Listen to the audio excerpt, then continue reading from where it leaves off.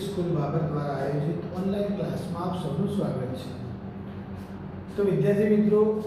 आज આપણે ધોરણ 12 બાયોલોજીમાં પ્રકરણ નંબર 4 પ્રાજનનિક સ્વાસ્થ્યમાં જે શરૂઆતનો ટોપિક હતો, પ્રાજનનિક સ્વાસ્થ્ય સમસ્યાઓ અને વ્યૂહાત્મક સારવાર, આમાં આપણે શરૂઆતના બે ફકરાઓ સમજ્યા અને બંને ફકરાઓ દ્વારા વિગતવાર માહિતી આપણે મેળવી। સ્વસ્થ સમાજ કઈ રીતે બનાવી શકાય, કયા કયા ચેપી રોગો છે એને અટકાવવા માટે યોગ્ય પગલાં કઈ રીતે લેવા, માતા પિતાનો શું રોલ છે, મિત્રોનો શું રોલ છે,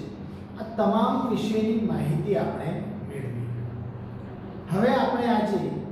નેક્સ્ટ ફકરો પ્રાજનનિક સ્વાસ્થ્યની સમસ્યાઓ અને વ્યૂહાત્મક આયોજનમાં જોવાની છે। तो विद्यार्थी मित्रों, प्राजननिक स्वास्थ्य ने प्राप्त करवा माटे विविध जे कार्यक्रमोनी बात आपणे करी। शुरुआत में आपणे फैमिली प्लानिंग कुटुंब नियोजन पद्धतिनो उपयोग द्वारा सफलतापूर्वक आपणा देश में आपणे प्रोग्राम मूकी शक्या अने एनी मददथी घणी बधी बीमारीओने आपणे निराकरण लावी शक्या छीए, साथे साथे वस्ती वधारो आपणे अटकावी शक्या छीए। तो विद्यार्थी मित्रों, हवे नेक्स्ट फकराना वर्णનમાં જઈએ तो प्राजननिक स्वास्थ्यने प्राप्त करवा माटे विविध कार्य योजनाओनो सफलतापूर्वक अमलीकरण करवुं। समझो, जे पण कार्य योजनाओ सरकार गवर्नमेंट आपणे आपी रही छे, આપણા સમક્ષ મૂકી રહી છે, એનું સફળતાપૂર્વક અમલીકરણ થાય એ જરૂરી છે। અને આ સફળતાપૂર્વક અમલીકરણ માટે શું જરૂરી છે? તો મજબૂત માળખાકીય સુવિધાની જરૂર છે। સમજો,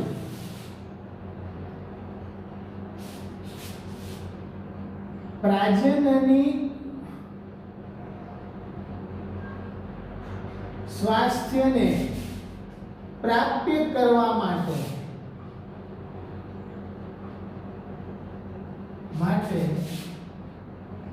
कार्य योजनाओनु सफलतापूर्वक अमलीकरण करवू जरूरी है। तो सफलतापूर्वक जे अमलीकरण है एना माटे मजबूत माળખાકીય सुविधाओं શું પૂરું પાડવામાં આવે? મજબૂત માળખાકીય સુવિધાઓ, मतलब मजबूत माળખાકીય सुविधाओं फैसिलिटी જેવા કે सब सेंटर, प्राथमिक आरोग्य केंद्र, सीएचसी केंद्र અને સિવિલ હોસ્પિટલો, આ માળખાકીય સુવિધાઓ પહેલા તો મજબૂત હોવી જોઈએ। આ બાંધકામ મજબૂત હોવા જોઈએ, આ ફેસિલિટી જ્યાંથી પ્રાપ્ત થાય છે એ જગ્યા મજબૂત હોવી જોઈએ। પછી વ્યવસાયિક કુશળતા, એમાં સંકળાયેલા ડોક્ટરો, નર્સો આ કુશળ હોવા જોઈએ, मतलब व्यावसायिक कुशलता।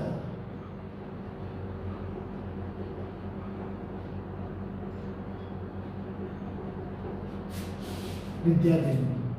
ત્રીજું, અને સાધન સામગ્રી, શું? સાધન સામગ્રી। તો પ્રાજનનિક સ્વાસ્થ્યને પ્રાપ્ત કરવા માટે જે કાર્ય યોજનાઓ છે, કાર્ય યોજના ત્યારે સફળ થાય, ત્યારે જ એનું અમલીકરણ સફળ થશે કે જ્યારે એના માટે માળખાકીય સુવિધા મજબૂત હોવી જોઈએ, व्यावसायिक कुशलता मजबूत होवी જોઈએ અને સાધન સામગ્રીની જરૂરિયાત પૂરી થતી હોવી જોઈએ। તો વિદ્યાર્થી મિત્રો, લોકોને જાતીય સંબંધિત જે સમસ્યાઓ છે, કેવી સમસ્યાઓ છે? તો ગર્ભધારણ, જાતીય સંબંધિત સમસ્યાઓ કઈ છે? તો ગર્ભધારણ આ એક સમસ્યા, બીજી प्रसूति, ત્રીજી एसटीडी એટલે શું? સેક્સ્યુઅલ ટ્રાન્સમિટેડ ડિસીઝેસ, તો एसटीडी, ચોથી ગર્ભપાત શું ગર્ભપાત ગર્ભ નિરોધક ઋતુસ્રાવ સંબંધિત સમસ્યાઓ ગર્ભ નિરોધક ઋતુસ્રાવ સંબંધિત સમસ્યાઓ આ જે સમસ્યાઓ છે અને ઉપરાંત છેલ્લે અફળદ્રુપતા શું અફળદ્રુપતા મતલબ ઇનફર્ટિલિટી બચ્ચા પેદા ના થઈ શકતા હોય તેવો પ્રોબ્લેમ ઋતુસ્રાવને લગતા પ્રોબ્લેમ ગર્ભ નિરોધક બાળકને અવરોધવા માટેના વસ્તી વધારા માટે ગર્ભપાત ઇલીગલ કાર્ય કરવા માટે સેક્સ્યુઅલ ટ્રાન્સમિટેડ ડિસીઝ રોગોને અટકાવવા પ્રસૂતિ તંદુરસ્તી થાય અને ગર્ભધારણ જે છે તંદુરસ્ત રીતે એના માટે દરેકના સંદર્ભમાં ડાક્ટરી સહાયતા અને દેખરેખ ઉપલબ્ધ કરાવવું જરૂરી છે તો તમે સમજી શકો છો કે લોકોમાં આ જે વ્યવસાયિક કુશળતા માળખાકીય સુવિધા સામગ્રીની જરૂરિયાત શાના માટે છે તો આવી પરિસ્થિતિઓને સુધારવા માટે શું કરવા માટે સુધારવા માટે અને એના માટે ડાક્ટરી સહાયતા પણ હોવી જોઈએ અને સાથે સાથે એની દેખરેખ પણ હોવી જરૂરી છે તો લોકોને કાર્યક્ષમ સંભાળ આ કાર્ય કરવા માટેની કેર અને સહાય પૂરી પાડવા માટે સમયાંતરે સારી ટેકનોલોજી અને નવી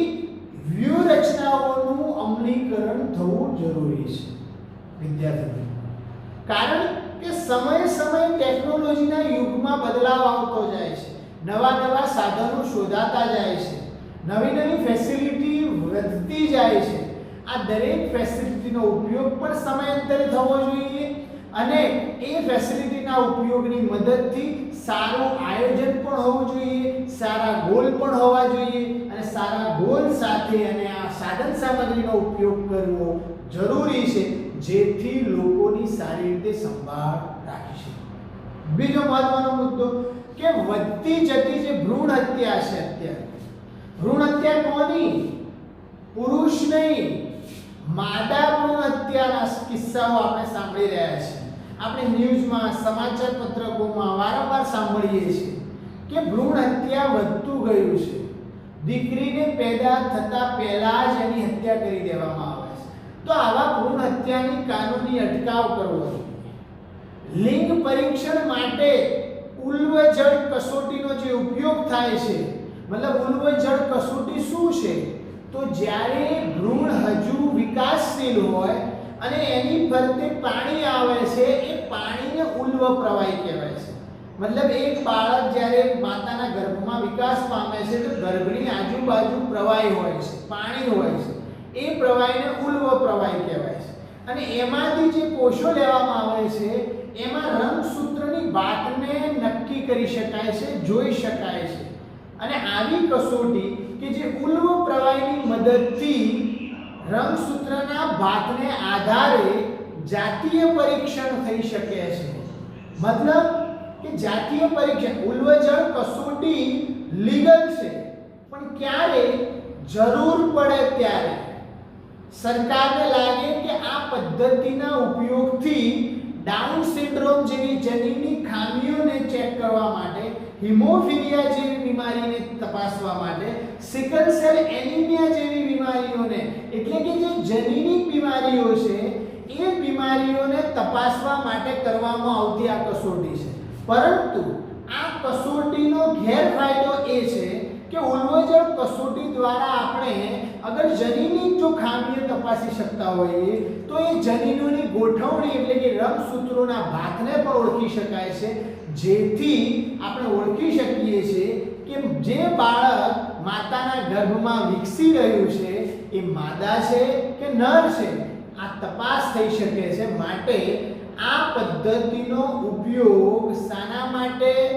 તો આ પદ્ધતિનો ઉપયોગ જનીની ખામીઓ માટે છે પરંતુ એનો દુરુપયોગ ના થાય એ જરૂરી છે જેના ઉપર વૈજ્ઞાનિક પ્રતિબંધ છે જેના ઉપર કાયદાકીય પ્રતિબંધ છે અને આ કાયદાકીય પ્રતિબંધ જે છે એ આપણા માટે આપણા સમાજને સ્વસ્થ રાખવા માટે સમાજને સારો ઉછેર કરવા માટે જરૂરી છે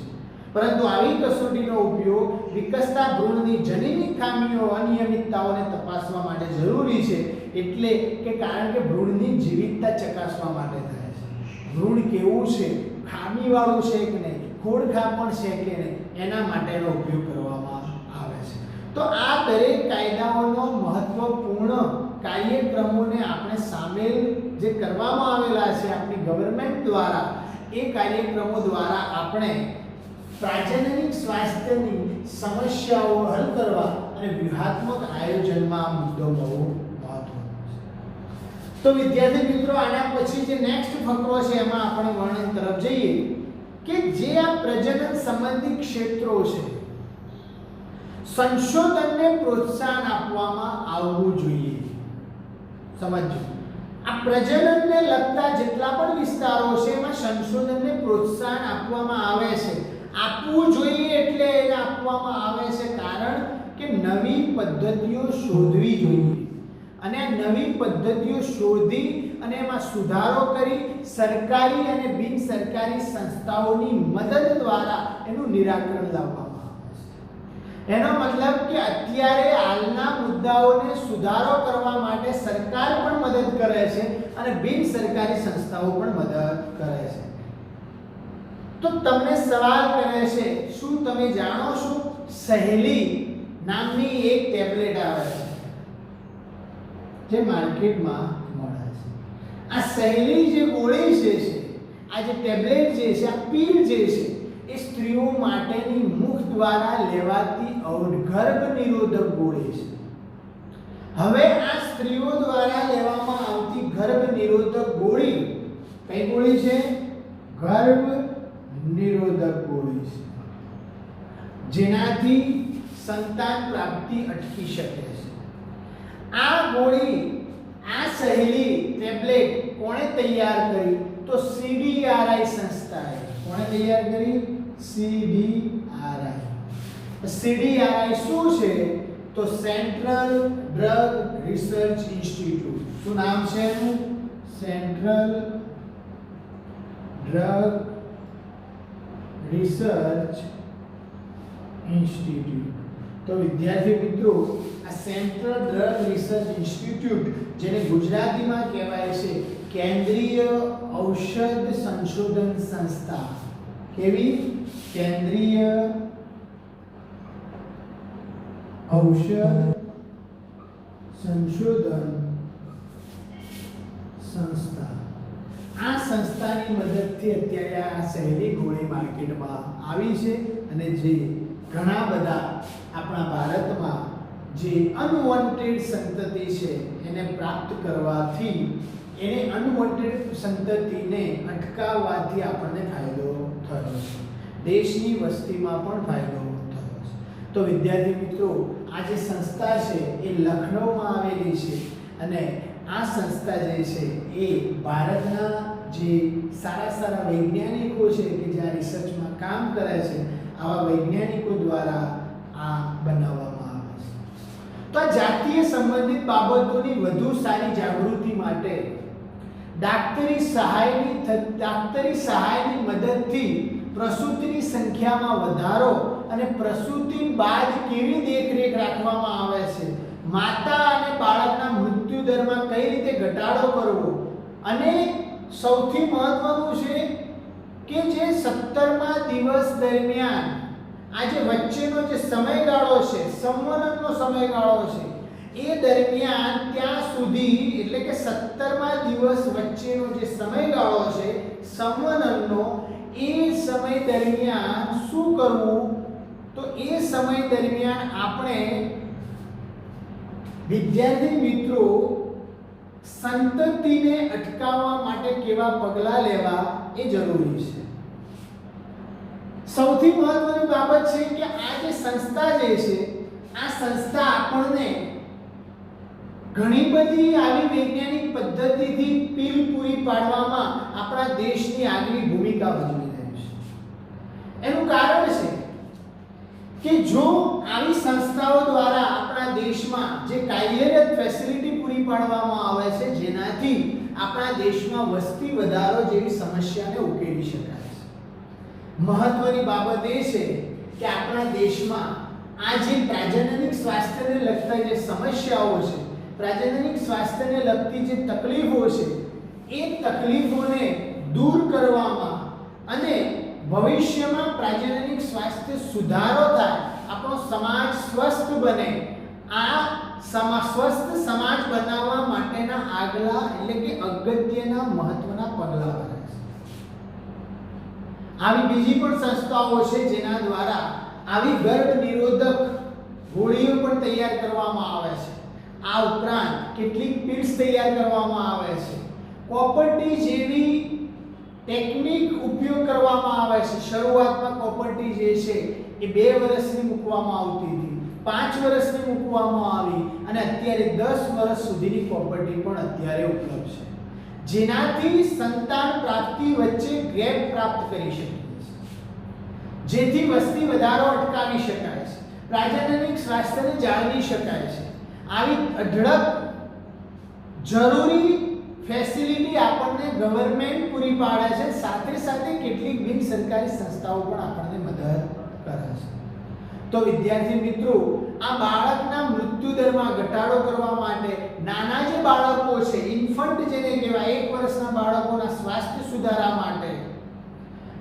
5 વર્ષ સુધીના બાળકોના સ્વાસ્થ્ય સુધારા માટે, રસીકરણ માટે,